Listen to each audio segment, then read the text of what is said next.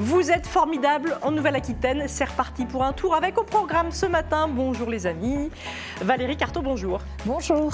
CARSAT, donc on va parler de quoi aujourd'hui? On va parler de la reprise d'activité quand on a eu un problème de santé. Oui, et c'est pas toujours simple. Donc ça se prépare. Prépare. Bonjour Madame Françoise Quick-Marinier, docteur en pharmacie, spécialiste des huiles essentielles. Quel est le programme ce matin? Bonjour Vanessa, bonjour à toutes et à toutes. On va voir les huiles essentielles dans l'habitat et encore mieux grâce au Feng Shui. Ah, le Feng Shui, tous les principes, tout ça, tu nous en diras un petit peu plus tout à l'heure. Et puis on va manger et cuisiner avec Luc. Bonjour, et ça sent la mer ce matin. Bonjour Vanessa, oui effectivement, les fêtes approchent, donc du coup j'ai décidé de vous montrer une petite recette pour impressionner vos convives avec une recette d'huîtres travaillées tièdes. Elles sont pas là les huîtres encore. Et non, elles sont pas encore là. On les verra tout à l'heure. Et puis on va les déguster évidemment avec notre invité formidable aujourd'hui. Il vient nous raconter son parcours. Il est descendu très bas, il est remonté. Il vit aujourd'hui de sa passion et c'est ça qui est chouette. Il vit de la vidéo. Notre invité, c'est Monsieur Sébastien Fauché qu'on retrouve juste après ça.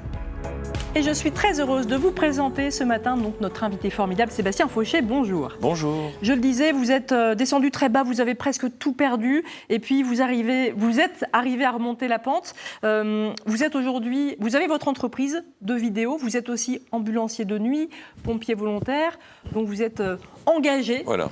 Et c'est ce qui nous a intéressés, c'est pour ça que vous êtes vraiment le bienvenu sur ce canapé. Qu'est-ce qui s'est passé il y a une dizaine d'années? Vous ne faisiez pas de vidéo, c'était pas votre métier. Non, j'étais routier, puis lors d'une livraison, je me suis cassé la main. Je me suis cassé la main à 4 endroits différents. Et donc, il y a eu l'arrêt de travail, j'ai tout perdu, la maison, tout. Donc, je dormais dans ma voiture, parce que j'avais plus de contact avec ma famille. Puis un jour, ma famille a été au courant qu'eux, parce que personne n'était au courant. Donc, je suis retourné chez mes parents et il a fallu trouver une solution pour remonter la pente. Oui. Voilà. Et c'est pas si simple. Ça a été compliqué. Qu'est-ce que vous vous êtes dit? Vous êtes dit, il faut que je me forme. Est-ce que vous saviez vers quel métier vous vouliez vous diriger? Du tout. Pendant un temps, je voulais reprendre routier, puis au final, j'ai été déclaré inapte. Je ne pouvais plus faire de grosses conduites de livraison. Donc, il y a eu un laps de temps pendant 3-4 mois, je ne savais plus trop quoi faire. Puis je suis revenu à mes premiers amours, ça a été la vidéo. La vidéo. Pourquoi vous étiez amoureux de la vidéo? Ça date d'un film que j'avais vu quand j'étais jeune. Et j'ai toujours aimé ce côté faire rêver les gens, aller dans un autre univers. Je crois que c'est votre mamie qui vous avait offert un caméscope, c'est ça? C'est ça, voilà. La toute première caméra qui m'a permis de commencer à mettre un pas dans la vidéo, sachant que je n'avais pas de formation. Donc aujourd'hui, vous avez votre entreprise, micro-entreprise. Voilà, j'ai une micro-entreprise. Ouais. Et j'ai micro-entreprise, avec un autre ami, on a fait une association, Silex Production, où on s'est mis à deux avec une personne qui, lui, a déjà fait, Quentin Berbet, qui a déjà fait l'école du cinéma, et qui m'aide aussi à comprendre des choses que je ne connais pas. Ouais. Qu'est-ce que vous aimez vraiment faire aujourd'hui en vidéo? Tout. En fait, j'aide les jeunes, c'est-à-dire que j'ai beaucoup de stagiaires scolaires où je leur apprends les choses, où je leur donne envie de faire les choses. Et voilà. Donc ça, puis faire rêver les gens, je trouve que c'est la meilleure chose. Alors, Une étoile est née, on regarde tout de suite, c'est ça, c'est cette vidéo-là, on a un petit extrait. Qu'est-ce que c'est Une étoile est née? Voilà, c'est un atelier vidéo que j'ai fait à Delta Plus. Ouais, Delta Plus qui est Qu'est-ce que c'est Delta Plus? Ah oui, c'est des maisons où il y a des personnes qui sont des personnes handicapées en fait. Donc à côté de Limoges, vous vivez à Limoges, voilà. Sébastien. Voilà. Et pourquoi vous avez fait ce film? Alors en fait, ça a été une responsable qui voulait faire des ateliers, ça fait 4 ans. Et elle ne savait pas trop comment amener la chose. Puis un jour, il y a un créneau qui s'est libéré, elle m'a dit voilà, j'aimerais faire des courts-métrages avec les résidents. Donc j'ai dit, qui sont handicapés. Voilà, qui sont handicapés. Et donc, c'est-à-dire que le scénario, c'est eux qui l'ont écrit. Donc, ils me donnent les idées, je les écris. Il y en a qui filment, il y a des plans, c'est eux qui filment. Je leur explique comment filmer et tout. Et ils adorent ça. Et je trouve ça merveilleux, en fait. C'est vrai qu'au départ, ils étaient un peu étrangers à la vidéo. Et quand j'aurais montré le premier court-métrage, on en fait un autre. Allez, c'est parti.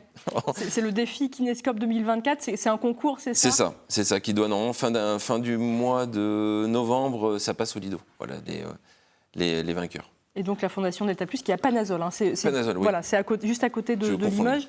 Donc vous faites de la réalisation audiovisuelle, vous faites de la photo aussi. Oui. Vous faites des clips. J'ai fait des clips. J'ai fait un clip pour une chanteuse qui avait fait The Voice Kids de Léonore. J'avais fait son premier clip. J'en ai fait avec Lionel Evans qui avait fait des cours avec Richard Cross. Alors vous êtes parti à Hollywood aussi. Hein. Une chansine, oui. Une chance inouïe avec Quentin, voilà, il cherchait un assistant cadre et en fait, et on m'a demandé si ça m'intéressait de monter à Hollywood pendant 14 jours. Ouais. Donc on est monté aux États-Unis 14 jours pour filmer les pionniers des effets spéciaux du cinéma. Voilà. Donc super expérience, finalement la vidéo vous permet de faire tout un tas de choses. Et c'est ça qui est merveilleux parce que, étant donné que je n'ai pas une issue de scolaire, formation, j'ai quand même vécu des choses en 10 ans qui remontent le moral et qui me disent ouais, en fait, je suis pas si mal que ça, quoi. Je m'en suis bien sorti, quoi. Ouais, et ce qui est chouette aujourd'hui, c'est que vous rendez aussi un peu à la société pour aider les autres. Voilà, moi ça a été toujours, c'est vrai qu'après ce passage-là, pour moi, même avant, j'avais cet esprit-là, mais encore plus maintenant, c'est, je pense que comme je dis, aider les autres, c'est une chose tellement simple à faire. En fait, si on se donne un peu les moyens, on y arrive, quoi. Et moi, j'ai beaucoup de jeunes qui veulent faire des courts-métrages, je leur prête du matériel pour dire, écoutez, prenez mon matériel, faites-vous plaisir. Alors, vous aidez les jeunes dans la vidéo, dans votre domaine, mais vous êtes aussi ambulancier de nuit, ambulancier de nuit, pompier volontaire. Oui. Vous avez été secouriste à la Croix-Rouge Oui, aussi. Il y a de mes 12 ans à 16-17 ans, j'étais secouriste à la Croix-Rouge. Donc il y avait quelque chose, une fibre, vous aviez envie d'aider les autres déjà jeunes. Ouais. Je pense que la période de transition que j'ai eue m'a fait revenir, en fait, j'ai tout fait d'un... Puis là, je fais tout d'un seul coup, c'est vrai que au final, j'ai beaucoup de choses à faire. Ambulancier, je fais les gardes SAMU, donc je travaille essentiellement de nuit. Ouais. Et puis pompier volontaire, parce que donner du temps pour les autres, voilà, comme je disais tout à l'heure, c'est tellement simple, en fait. Si on se donne les moyens, on peut le faire. Pas simple, pas si simple, parce que vous faites beaucoup de choses. Oui, beaucoup. Sébastien, il faut dire ce qu'il est. Mais c'est vrai que quand je suis de repos, j'ai toujours autre chose à faire. Mais bon, après, ça nous anime. Ça nous anime. Et en plus, vous travaillez avec Tao, le magicien qu'on connaît bien ici sur le plateau de Vous êtes formidable, qui vient régulièrement faire des tours de magie, qui est aussi basé à Limoges. Et puis, vous partez un petit peu partout en France. Vous êtes son technicien, son acolyte. C'est ça, ça fait 8 ans qu'on travaille ensemble. Et technicien acolyte est devenu ami par la suite. Et c'est vrai qu'on a sillonné la France de long en large en travers, en Suisse, on était en Belgique. Voilà. Je suis toujours... Puis c'est tellement agréable. Il m'apprend toujours des tours de magie, donc de toute façon. Mais nous aussi, on adore Tao parce qu'il nous fait briller les yeux toujours quand il vient faire ses tours de magie ici. Un chouette parcours, en tout cas, qui peut être inspirant parce que évidemment qu'on connaît tous à un moment donné dans notre carrière professionnelle, peut-être il peut y avoir des accidents de la vie. Comment justement aider ceux qui ont des arrêts de travail, qui doivent retourner dans leur emploi, mais c'est pas toujours très simple. Eh bien, c'est Valérie Carto, tout de suite de la CARSAT, qui vient nous en parler justement. Et quand un salarié, rebonjour Valérie Carto, quand un salarié traverse un problème de santé, il est arrêté et préparer son retour à l'emploi, c'est pas toujours très simple et en tout cas ça se prépare. Tout à fait. Effectivement, avoir un arrêt de travail, que ce soit pour maladie ou pour accident du travail, d'abord la priorité c'est de se concentrer sur sa guérison. Mais c'est pas suffisant. Vous le savez, il faut aussi envisager dès le début l'après-arrêt de travail. Parce qu'un arrêt de travail, ça a un début, puis ça a une fin. Et malheureusement, des séquelles ou des problèmes de santé qui persistent peuvent remettre en cause l'activité professionnelle et l'emploi. Alors, qu'est-ce qu'on peut faire, Valérie ? Alors, c'est important parce que, d'abord, il y a de nombreuses personnes concernées. Il faut se dire qu'en Limousin, Poitou-Charentes, chaque mois, environ 1000 nouvelles personnes vont atteindre 2 mois d'arrêt de travail. Et on sait que la moitié d'entre elles ne pourront pas reprendre leur poste. C'est beaucoup, hein ? C'est beaucoup. C'est énorme. C'est énorme et il n'y a qu'une seule chose à faire, c'est anticiper. Alors c'est ça, le maître mot là aujourd'hui, c'est l'anticipation. Exactement, anticiper. C'est-à-dire que dès lors que l'arrêt de travail, on comprend qu'il va avoir un impact sur son activité professionnelle, il faut tout de suite commencer à envisager la suite. Et ça c'est vrai quand on est salarié, quand on a un employeur, mais c'est aussi vrai quand on est travailleur indépendant. Oui. Je pense par exemple aux commerçants ou aux artisans. Il faut qu'eux aussi, dès le début de l'arrêt, ils commencent à se projeter sur qu'est-ce qui va se passer après. Est-ce que je serai en mesure de reprendre ce même poste, cette même activité ? Et il y a un service qui existe justement pour aider à préparer ça. Voilà. Donc l'assurance maladie qui indemnise l'arrêt de travail, eh bien, l'assurance maladie propose un service social, c'est-à-dire en fait des assistantes sociales qui vont aider l'assuré à se projeter, à trouver les solutions parce que les solutions existent. Oui. Voilà, il y a des solutions, mais il faut s'y prendre tôt, et c'est ça l'idée. Parce qu'en plus, il y a pas mal d'interlocuteurs qui peuvent un peu nous perdre. Il y a le médecin du travail, il y a le médecin conseil, il y a l'employeur. Voilà, on peut être un peu perdu. On peut être perdu, parce qu'on le sait, un arrêt de travail, surtout s'il se prolonge, c'est un sentiment un peu d'isolement.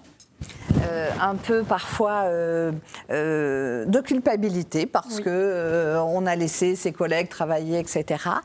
Et puis je dirais c'est surtout un moment où on va se poser beaucoup de questions. Parce que forcément, imaginons une coiffeuse qui peut plus rester debout. Qu'est-ce que je vais faire? Un carreleur qui, lui, peut plus se mettre à genoux. Voilà. Un chauffeur routier qui ne peut plus exercer. Bon, voilà, ça crée beaucoup de questions. Beaucoup d'angoisse, familiale aussi. Mon avenir, qu'est-ce que je vais devenir si je ne peux plus refaire, si je perds mon emploi. Donc il faut tout mettre en œuvre pour justement ne pas perdre son emploi, et des solutions existent. Alors des solutions, quel type de solutions par exemple? Alors pendant l'arrêt de travail, l'assurance maladie peut autoriser à se remobiliser. Par exemple, il faut déjà penser, donc dès le début de l'arrêt, est-ce que je vais pouvoir reprendre ce même poste? Alors peut-être qu'il faut adapter les conditions de travail, les horaires, ou bien dans la même entreprise, un autre poste.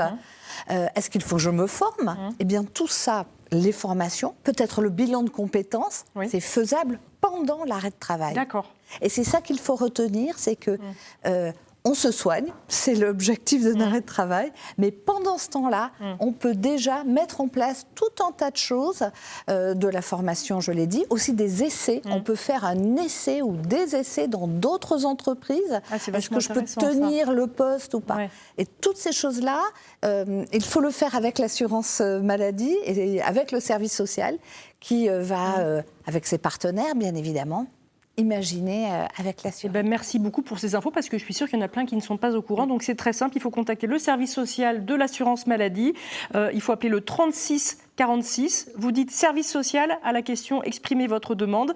Et là, vous serez mis en relation avec une assistante sociale et vous obtiendrez un rendez-vous. Merci beaucoup, Valérie. Avec plaisir. Si vous avez eu cette info, peut-être que ça aurait changé la donne il y a 12 ans. Je pense que tout aurait été différent. Oui, peut-être. En tout cas, vous ne regrettez rien aujourd'hui. Ah non, au contraire. Au contraire, très bien. On va parler Feng Shui maintenant. Et oui, c'est important de se sentir bien chez soi et avec des huiles essentielles. Alors ça, Françoise, c'est ton dernier livre, Feng Shui et les huiles essentielles. Est-ce que tu peux nous rappeler déjà en quelques mots le Feng Shui, qu'est-ce que c'est, les principes ? Alors c'est un art asiatique de justement harmoniser toutes les énergies dans la maison en fonction des points cardinaux, nord, sud, etc. Donc savoir où on va mettre la cuisine, de quelle couleur on va justement l'habiller. Le lit aussi. Voilà, comment on oriente le lit en fonction de comment nous sommes aussi, en fonction des habitants de la maison. C'est finalement relativement simple. Et puis ce livre a été écrit avec une Limoux jaune aussi. Je le remonte. Voilà. Quand même. Et bien sûr, l'idée c'était d'apporter un plus, puisque moi c'est plutôt les huiles essentielles. Donc harmoniser aussi le lieu grâce à l'énergie et grâce aux odeurs qui s'harmonisent en fonction des éléments, le bois, le feu, le métal ou autre. Alors tes petits conseils aujourd'hui. Après on peut se procurer le livre évidemment pour en savoir un peu plus. Bien sûr. Alors, les conseils, déjà, je vais commencer par ce qu'il ne faut pas faire. Les produits les plus vendus en aromathérapie, ce sont des sprays assainissants, quelles que soient les marques, où on a souvent énormément d'huile essentielle à l'intérieur, ce qui est une aberration, parce qu'on ne prendrait pas un médicament avec énormément de principes actifs à l'intérieur. Oui, donc ça, c'est pas terrible, ça, ok. Alors, les sprays, on peut s'en servir, effectivement, mais il y a des précautions d'emploi à avoir, c'est-à-dire qu'on a un véhicule alcool. Or, l'alcool pulvérisé devant notre nez va nous irriter les poumons, et on a une augmentation des cas d'asthme en fait chez l'adulte, sans doute à cause de l'utilisation de ces bombes. On a plus de 5 millions de bombes vendues encore l'année dernière en pharmacie, en parapharmacie ou ailleurs. Donc on peut les utiliser, mais en dehors de la présence des personnes notamment fragiles. On peut même asphyxier un chat avec ça, donc faites très attention. On va faire ça en fin de ménage pour, par exemple, désinfecter aussi un lit. Qui a des punaises de lit, qui va avoir des acariens quand on est allergique, ou même pour justement enlever des moucherons qui volent en ce moment avec le beau temps au plafond par exemple. Donc on préférera des sprays moins puissants que les micro-gouttelettes que certains délivrent. On fait attention aussi au brûle-parfum. Oui. Alors c'est la grande mode aussi de ce genre de choses où on met une bougie au-dessus et des huiles essentielles. Sauf qu'on va éviter de les chauffer parce qu'elles vont justement être moins efficaces ou c'est un peu comme le barbecue. Donc un brûle-parfum, on met de l'eau dans ce cas-là et on met quelques gouttes d'huile essentielle dessus. Le plus simple, et puis on a les fêtes qui arrivent, c'est de se procurer des diffuseurs. Oui. Alors, on est à Limoges, donc des diffuseurs, des galets en porcelaine, comme le premier, où je peux mettre les huiles essentielles dessus, puisqu'elles ne chauffent pas à plus de 45 degrés au niveau de ce galet. Le plus joli, ce sera un diffuseur qui fait de la lumière et qui va sur une membrane diffuser avec de l'air froid les huiles essentielles à froid. On a également des diffuseurs qui sont des diffuseurs de maison à vapeur d'eau, où je vais pouvoir mettre, comme ici, justement des huiles essentielles ou des hydrolats, c'est-à-dire des eaux distillées sur l'eau, et puis c'est joli, c'est quelque chose d'ambiance, et puis on peut faire soi-même. Alors, soit on utilise des hydrolats, on peut avoir justement une belle composition. Alors ça, c'est avec des vraies fleurs, hein, ça c'est très joli. voilà, qui sont fixées à glycérine pour les roses ou autres, et puis on peut pulvériser, par exemple. Alors ici j'ai des roses, donc je vais pulvériser dessus dans mon entrée, par exemple, ou au milieu de la table. Ça, c'est de l'hydrolat de rose, ou encore je peux pulvériser ici de l'hydrolat de fleurs d'oranger. Là aussi, ça apporte plein d'amour un peu dans l'intérieur. Exactement. Je vais pouvoir aussi le faire moi-même en prenant, par exemple, un flacon comme ceci, où j'aurais mis mon mélange avec un mélange qui dilue les huiles essentielles des huiles essentielles, et je prends ici des petits bâtons de balsa et ça va monter en fait le long.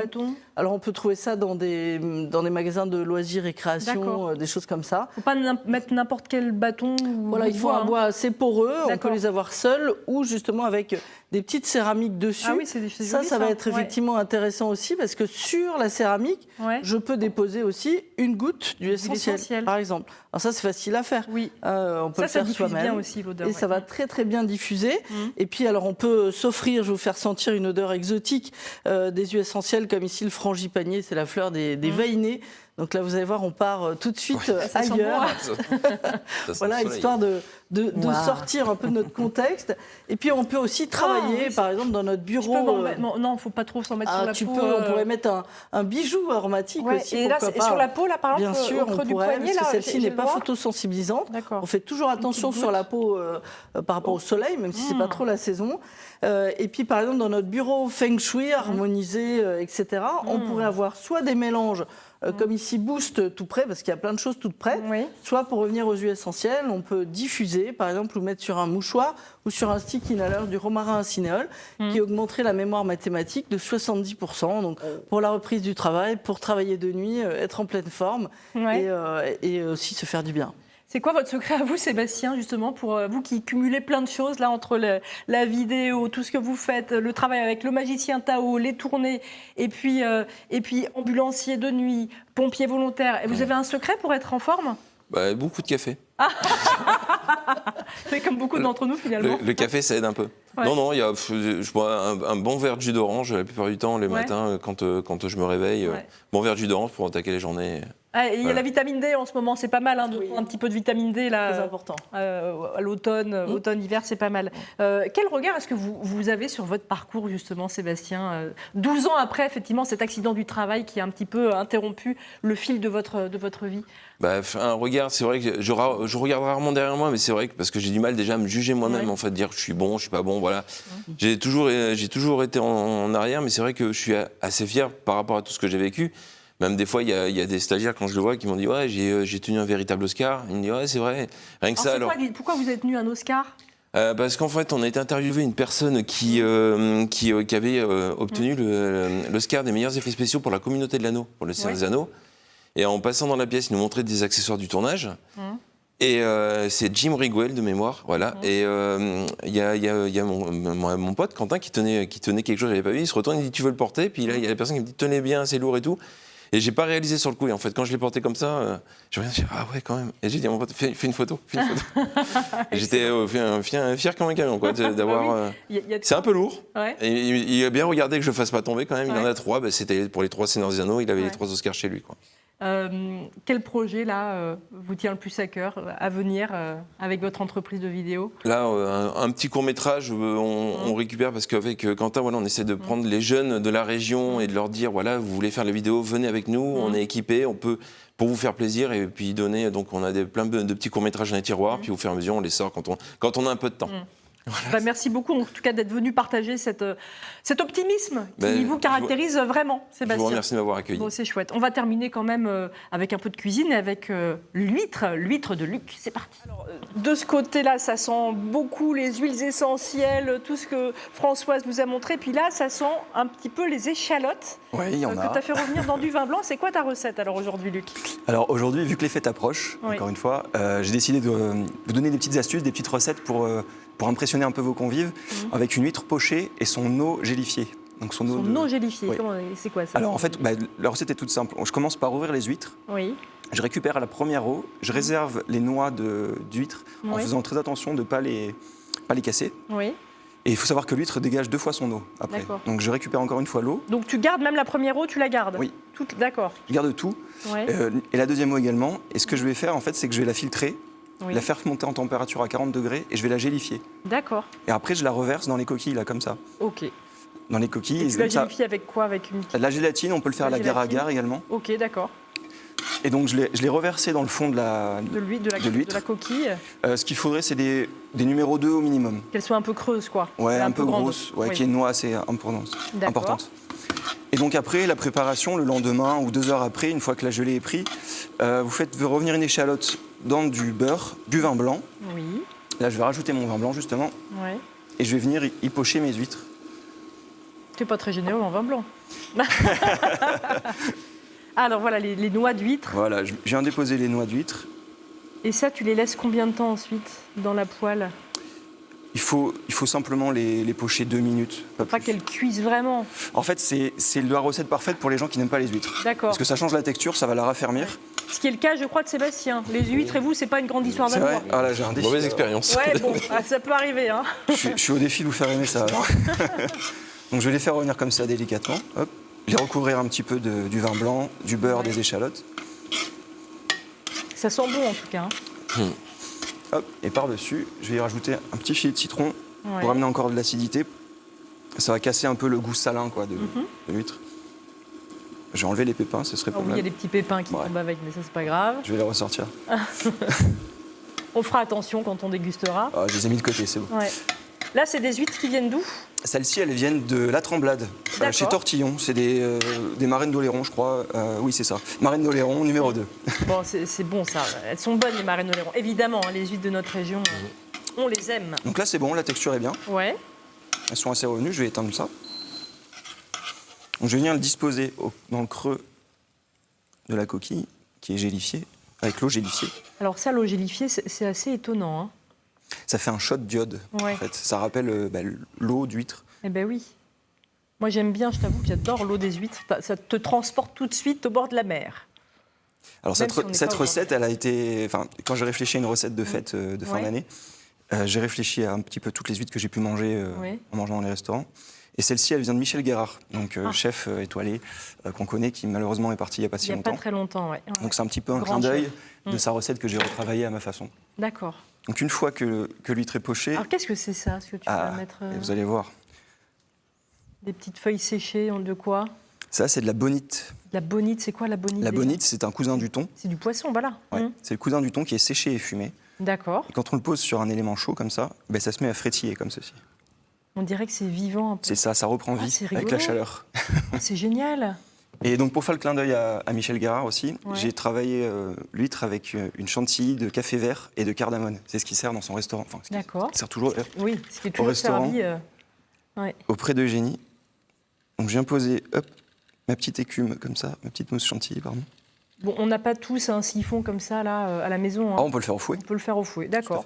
Très bien. J'ai fait infuser du café vert, donc c'est du café qui n'est pas torréfié, avec un petit peu de cardamone qui est ici. Ouais. Et pour rappeler la cardamone, j'en repose quelques grains. Quelques grains. Ouais, comme ça. Et là, c'est prêt à déguster. C'est prêt d'être... Là, c'est tout simple en fait. Hein. Il faut avoir 2-3 ingrédients. Je vais appeler Françoise et Valérie Venet pour la dégustation parce que c'est assez étonnant. Ça m'intrigue cette recette. Alors, est-ce que tu as de quoi, des petites fourchettes quand même? Vous pouvez manger ça à la cuillère. Alors, à la cuillère, d'accord. Hop. Tu peux en faire d'autres si tu veux, le petit truc poché là. Allez-y Sébastien. Allez-y. Choisissez ce que vous voulez goûter. Si vous voulez... moi je prends la totale. Hein. Allez-y mesdames, hop. Ah, je vais goûter la bonne. Tac, ouais, C'est pas toujours très simple devant la télé, mais... Ah, vous y allez pas avec la petite crème, Sébastien? Moi, j'y vais. J'ai hésité et en fait, j'ai pris... T'es dingue. Ça vous plaît? Ah, oui, ça me plaît. J'étais hyper sceptique au début. Hein, Oui. Non, c'est top. Un shot de dès le matin. Merci beaucoup. Merci. Délicieux. C'est bon, hein? Je crois qu'on est tous un peu scotchés par cette recette. Bluffé. On est bluffés par cette recette. Délicieux. Ah bah, ça... Est-ce que vous êtes réconciliés avec lui? Oui, c'est bon. Bon, bah, voilà. Merci. Merci à tous Merci bien. et très belle journée. On vous embrasse.